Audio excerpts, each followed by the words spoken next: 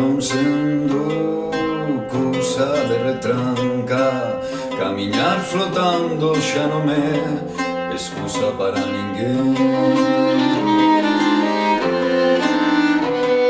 Claro, máis que morto, filón esgotado, xuntos formando un novo ser, unha civilización.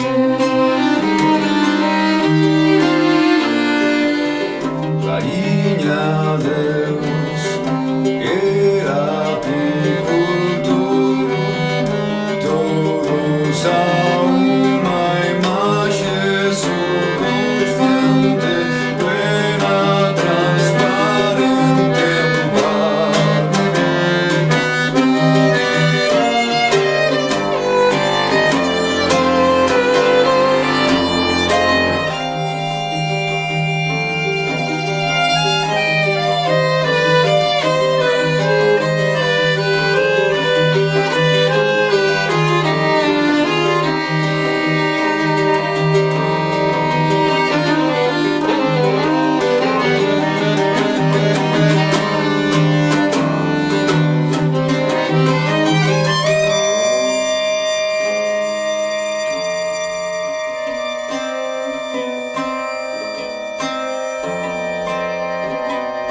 nunca finxen nada, non sendo cousa de retranca.